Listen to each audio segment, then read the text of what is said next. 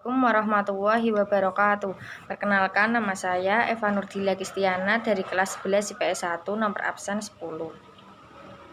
Saya mau mempresentasikan tentang APBN dan APBD.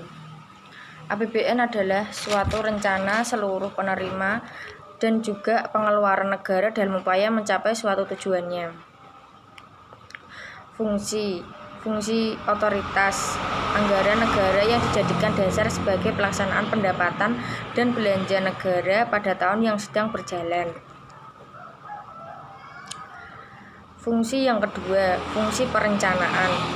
APBN bisa dijadikan sebagai acuan bagi negara untuk bisa merencanakan berbagai kegiatannya pada tahun yang sedang berjalan. Yang ketiga, fungsi pengaluasan, bahwa pembuatan rencana anggaran wajib dijadikan sebagai suatu pedoman untuk menilai segala jenis aktivitas penyelenggara pemerintah sudah sesuai dengan apa yang sudah ditetapkan. Fungsi yang keempat yaitu fungsi alokasi. Negara harus mampu mengurangi pemborosan dalam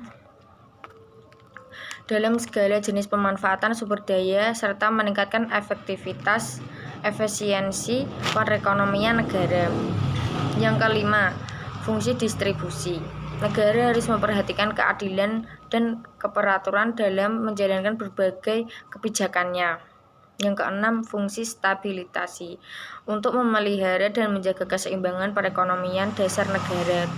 Tujuannya yaitu tujuan pertama, APBN dirancang untuk memelihara serta menjaga tingkat stabilitas perekonomian negara dan juga mencegah adanya defisit negara.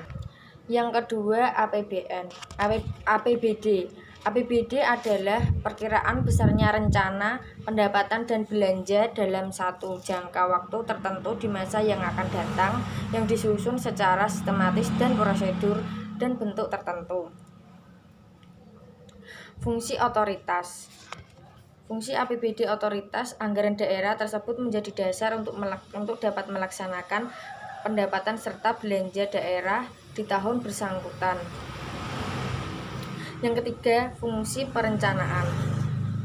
Anggaran daerah menjadi suatu pedoman bagi manajemen di dalam merencanakan suatu kegiatan pada tahun yang bersangkutan. Fungsi pengawasan. Anggaran daerah yang menjadi pedoman untuk dapat menilai apakah kegiatan aktivitas penyelenggara pemerintah daerah. Fungsi stabilitasi. Anggaran daerah menjadi alat untuk dapat memelihara serta mengupayakan keseimbangan fundamental perekonomian.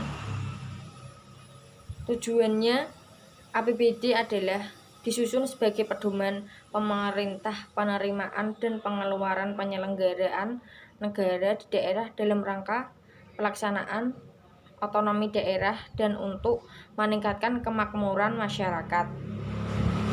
Dengan APBD, maka pemborosan, penyelewangan, dan kegiatan dapat dihindari. Sumber-sumber penerimaan APBD: A. Pendapat asli daerah atau PAD. B. Dana perumbangan. C. Pinjaman daerah. D. Pendapatan lain-lain dan penerimaan yang sah. PAD adalah pendapatan yang bersumber dari APBN yang dilokasikan dengan tujuan pemerataan kemampuan keuangan antar daerah guna membiayai kebutuhan pengeluaran daerah. Jenis-jenis belanja daerah. Belanja operasi adalah pengeluaran kegiatan pemerintahan daerah yang memberi manfaat jangka pendek. Belanja tidak langsung, belanja pegawai, belanja bunga, belanja subsidi, belanja hibah, belanja langsung, belanja pegawai atau upah, belanja barang dan jasa, dan belanja modal. Mekanisme penyusunan APBD. A. Pemerintahan dapat menyusun rancangan pendapatan dan belanja daerah atau RAPBD. B. Pemerintahan daerah mengajukan RAPBD kepada DPRD untuk membahas bersama antar pemerintahan daerah dan DPRD. Dalam pembahasan ini pihak pemerintah daerah atau eksekutif dilakukan oleh tim anggaran eksekutif yang beranggotakan sekretaris daerah, BAPEDA, dan pihak-pihak lain yang dianggap perlu.